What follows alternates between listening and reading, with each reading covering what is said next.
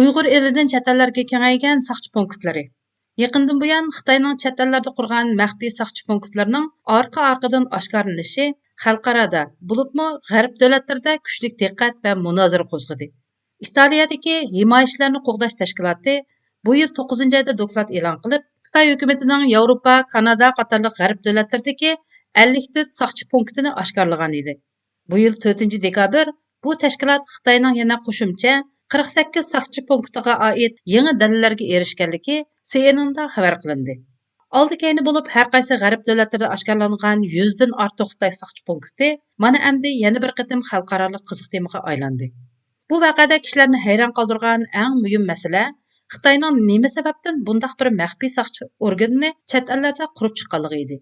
Ammo Xitoy hukumati mazkur saqchi punkti haqidagi isbot va qarashlarni butunlay rad qilib, chet el saqchi punktining faqat yo'qim mezgilda Xitoyga qaytish imkoni bo'lmagan Xitoy garajdonlarga qulaylik yaratib berish uchun ta'sis qilinganligida ching turdi.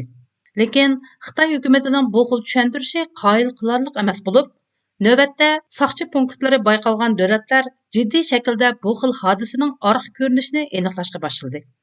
Bu haqdagi dokladlarda mazkur saqchi punktlarining chet ellardagi Uyg'ur, Tibet yoki Xitoy o'qituvchilarini bostirish nishon qilganligi ilgari surilgan edi. Ammo yana ba'zi kuzatuvchilar Xitoy saqchi punktining xarakterining texmi keng doiraga chetilish ehtimolligi borligini o'tirg'a qo'yishgan edi. U holda chet ellardagi bu xil saqchi punktlari zodi qanday qurgan? U chet ellarda qanday shaklda xizmat qilyotidi? Birinchi, chet ellardagi saqchi punktining orqa ko'rinishi va xizmat funksiyasi. Chet ellardagi saqchi punktlarga doir ma'lumotlarga nazar solgan bo'lsak, atalmış chet el saqchi punktining amaliyotda funksiyon metodini chet ellarda taraqqiy qildirishni shakllanganligini ko'ra olamiz.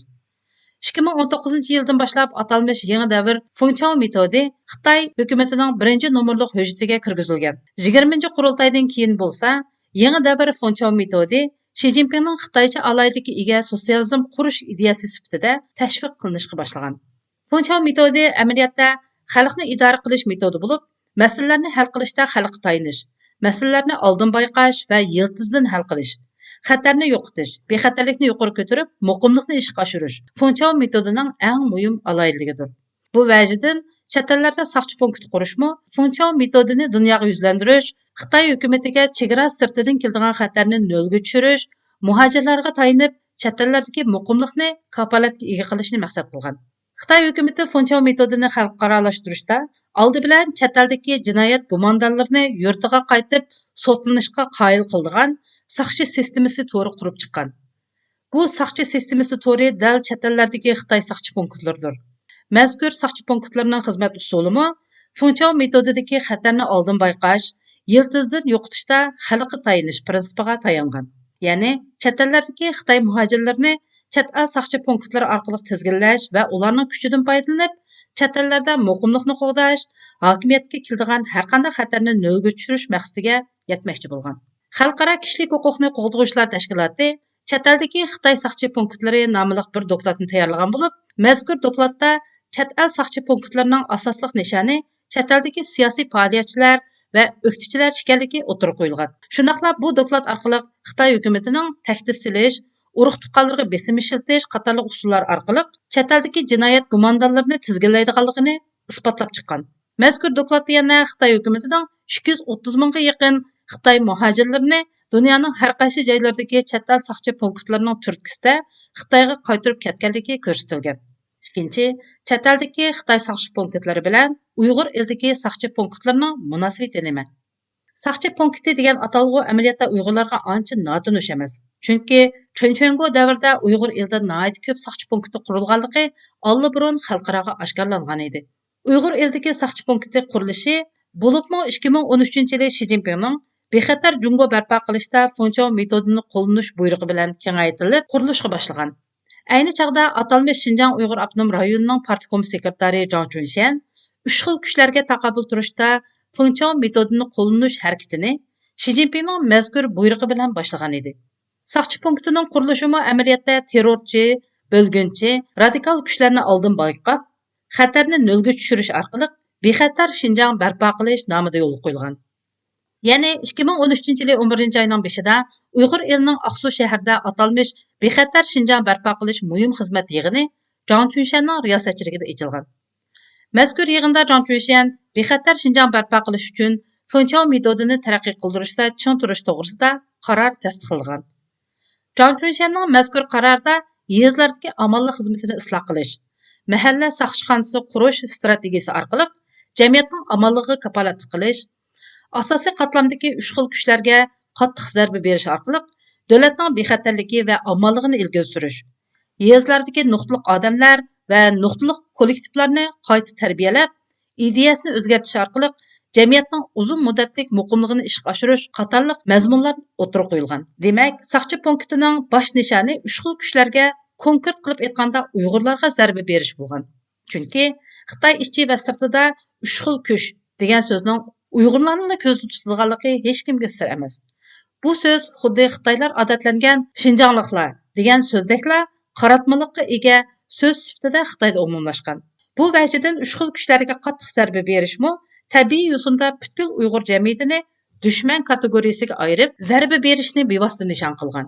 Hatto 3 xil kuchlarni yiltizdan qumurib tashlash, urug' avlodini quritish, beg'ini uzib tashlash, manbasini yo'qotish orqali bundaq bir xavfning qaytib bosh ko'tarishiga qilcha o'rin qoldirmaslikni bexatar Shinjong qurishning oldingi sharti qilgan. 2014-yildan boshlab atalmış Elgi naf yetkizish nomida Uyg'urlarning uyiga ko'chib kirgan Xitoy ma'murlarining Uyg'urlarning ishki ahvolini egallash, kategoriyalashtirish va cho'ng ko'lamli tutqun qilish, lager, turma yoki arzon emgak kuchi bozorlarga avatish, ko'chirish, yer zaminlarini tortib olish qatorliq turli ziyonkashliklarni o'ngishli yurgizishdimi mazkur saqchi punkti halqaliq rol o'ynagan. 2017-yillar oshkorlangan usullarga asoslanganda Uyg'ur elda har 300 dan 500 metrgacha oraliqda birdan saqchi punkti bo'lish umumlashib bo'lgan. Mazkur saqchi punktlarining xizmat mexanizmiga doir oshkorlangan usullardan qaraganda, bu xil saqchi punktlardagi xizmatchilar kasbiy saqchi, yordamchi saqchi, chorlug'uchi qatorliq turlarga ayrilgan. Ularning xizmat usuli hukumat, mahalla, hatto shaxslargacha to'rlashgan shaklda elib berilgan bo'lib, nazorat va boshqarish doirasi oila va shaxslargacha kengaygan. Xitoy hukumati hatto bu xil saqchi punktlarning atalmış terrorlik, zo'ravonlik, asabiylikka doir uchurlarni oldin bayqash, xatarning oldini olishda uchur ta'minlovchilarni mukofotlash tuzumini chiqargan. Mukofotning eng yuqori summasi bo'lsa 200 ming yuandan 5 million yuangacha bo'lgan. 2022-yil 5-oyning 27 kuni bo'lsa, atalmış Şinjan Uyg'ur avtonom rayonining saqchi punktiga qulaylik yaratish nizomi e'lon qilinib, bu saqchi punktlarning Uyg'ur elida uzun muddat mavjud bo'lib turishiga qonuniy asos hozirlangan. Yuqoridagilardan ma'lumki, Xitoy saqchi punkti mayli Uyg'ur elida bo'lsin yoki chet ellarda bo'lsin, har ikkisining asosi Shi Jinpingning Xitoycha alaylikka ega sotsializm ideyasi deb qaralgan Fengchao metodining hosilotidir.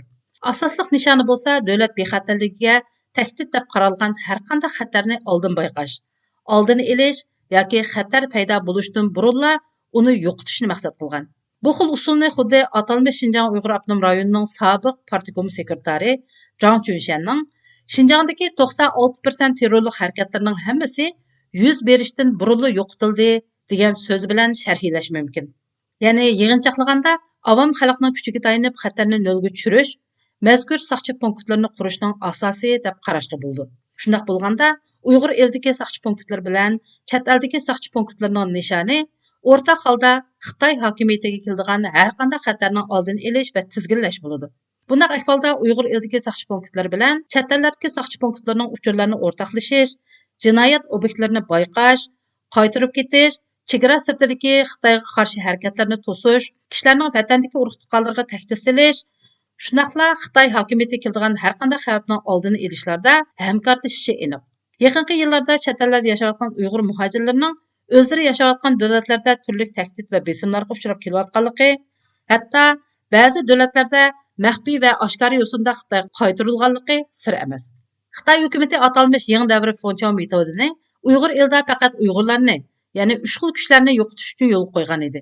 Fengchao metodini dunyoga yuzlantirish Xitoyning tuzum afzalligini gavdalantirish uchun bo'lgan ekan, u holda Uyg'urlarni butun dunyoda ovozsiz qo'yishmi? Chet eldagi Xitoy saqchi punktlarining muhim vazifalaridan biri deb qarashga haqlimiz. Xitoy hukumati Uyg'urlarni yo'qotishda xalqning kuchiga tayinish orqali xatarlik Uyg'urlarni tepib chiqqan va yo'qotgan.